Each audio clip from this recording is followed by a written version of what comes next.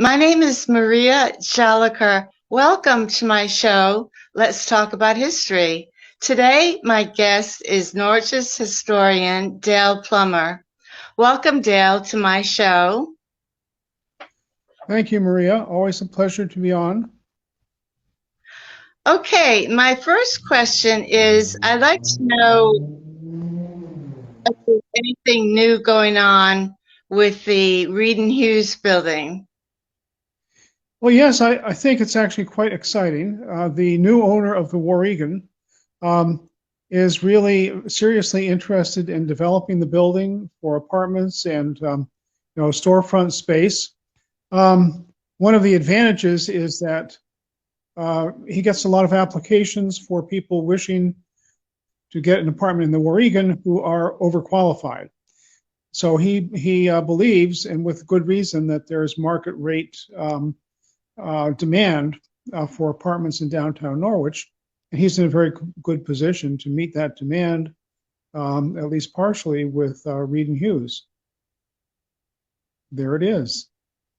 This is a department store, the Boston store, occupied up until the early 70s. And it's really one of the premier downtown department stores. The facade is from 1898. So the owner of the Warrigan is planning on developing the Reedhughes Building, correct? He is working on that. The thing is that he has to reach an agreement with the lien holders. The property was going to be developed by the Women's Institute for Economic and Community Development. That did not work out, but the Women's Institute spent at least $500,000 in basically stabilizing the building, so it's not a danger to the public. It's dry. It's really ready for a developer to go in. So there's been a lot of work done to the property, and I think it's a very good project. The main, I think that, he's dealing with the legal issues right now, and we're hoping that that will be resolved. Okay. First, it was the Women's Institute, and then it was another gentleman from New York, a businessman from New York, who is interested. Now, this is something new. The owner of the Warrigan just recently is interested in redeveloping the Reedhughes Building within the past month or so. So we're hoping that he's been interested for more than a year. I think the main reason he hasn't been able to move faster is because of the pandemic.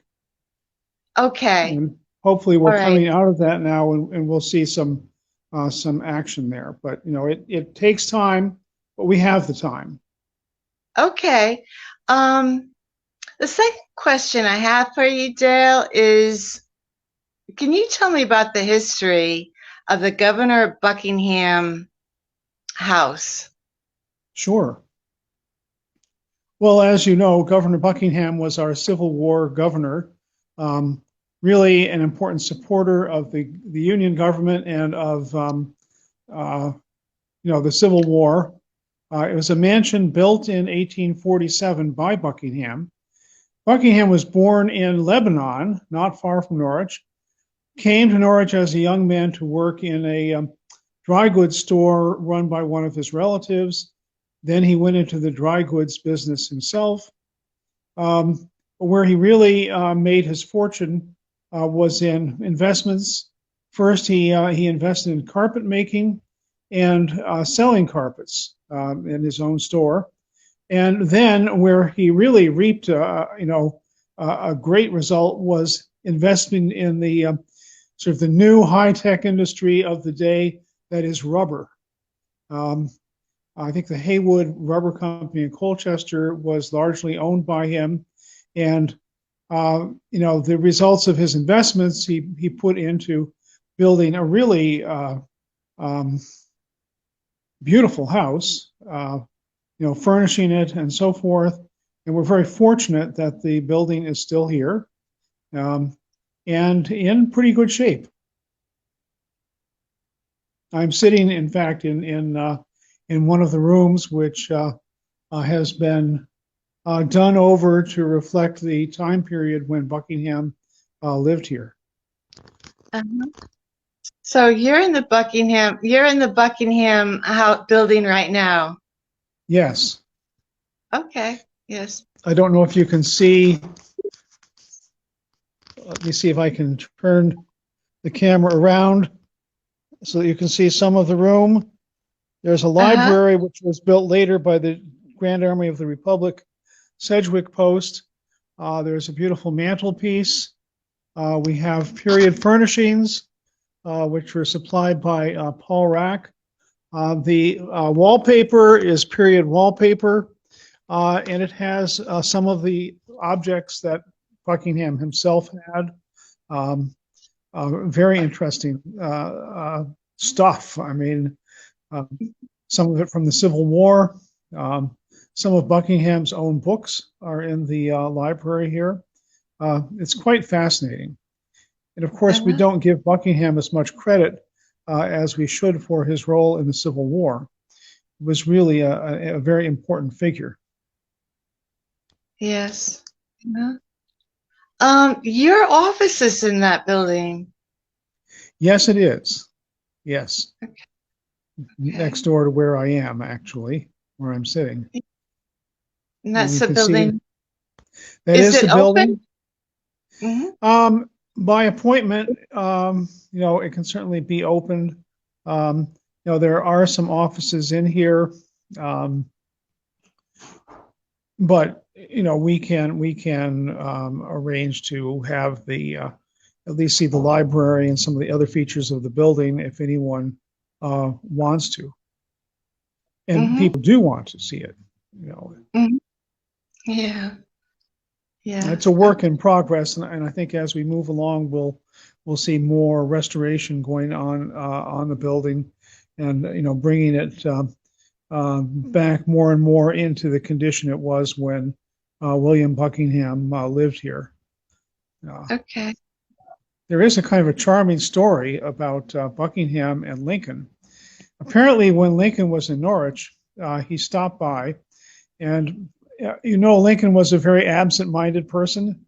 He apparently left his spectacles here, and Governor Buckingham recovered them, and they sent them to Lincoln, or they were going to send them to Lincoln, and Lincoln apparently said, "Oh no, I've already bought a pair. I don't need them. You can keep them."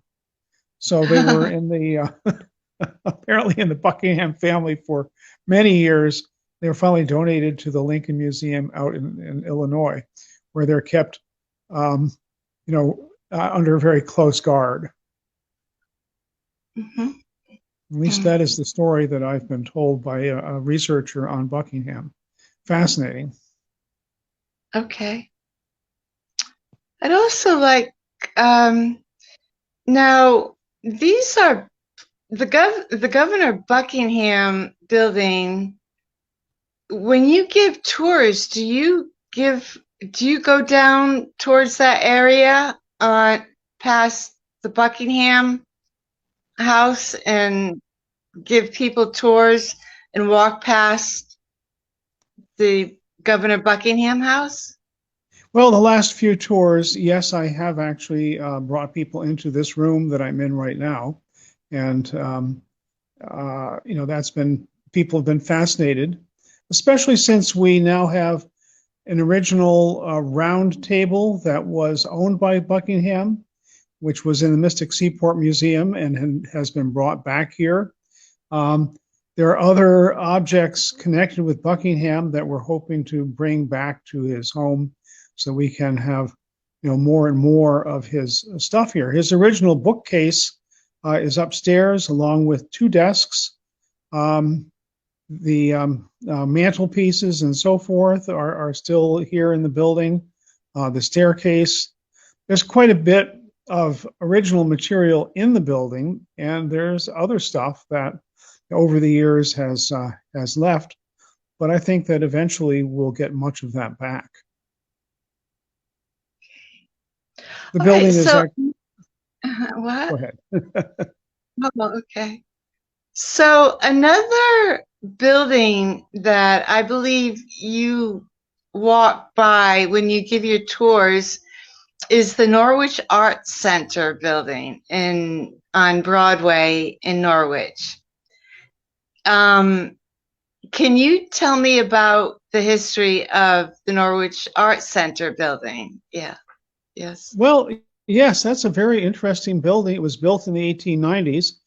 It was designed by a local architect named James A. Hiscox. Um, and it was built for the St. Mary's Temperance, Abstinence, and Benevolence Society, or TAB. The TAB was actually founded by one of the priests at St. Mary's Church, and to some extent to counter the argument that, you know, Catholics were all drunks and so forth, and and so on. So, it was actually a building that was designed to provide entertainment and wholesome things for, um, you know, young men and women in Norwich. It has a theater in it, which is being used by the Norwich Art Center, and of course gallery space now, office space.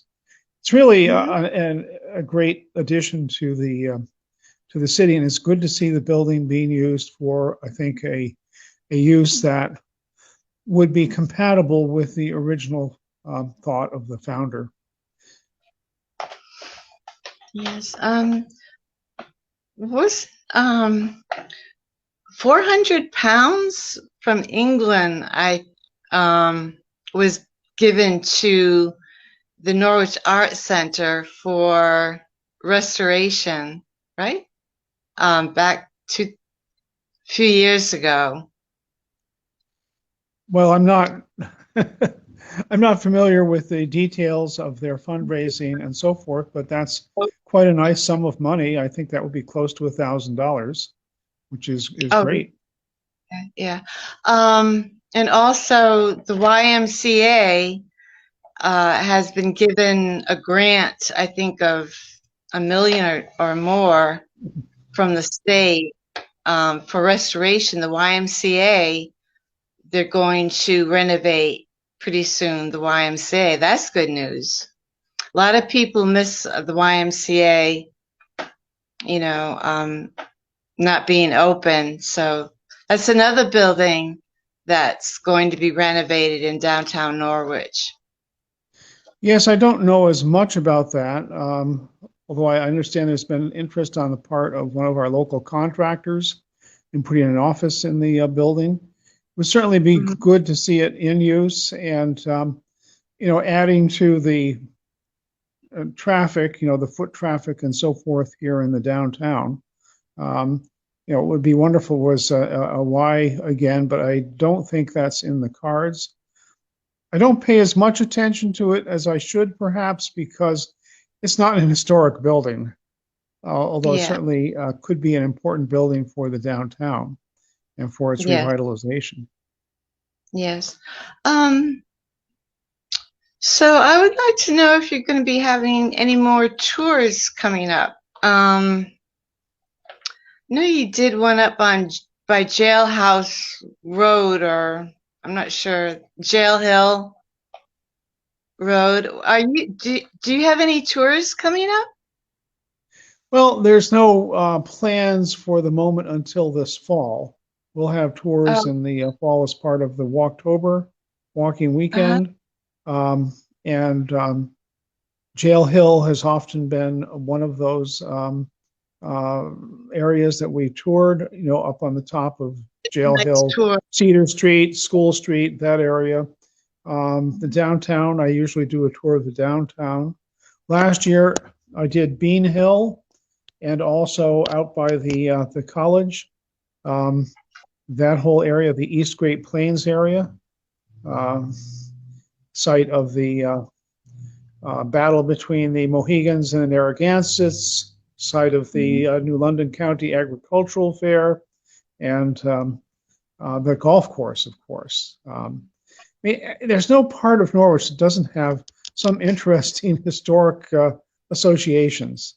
We're fortunate to have a city that's very rich in history, and I think one of our challenges is to preserve that for future generations. Okay, Dale. I'd like to thank you very much for being on my show today. It was a pleasure having a Always. chat with you. And yes, thank you. Okay, thank you.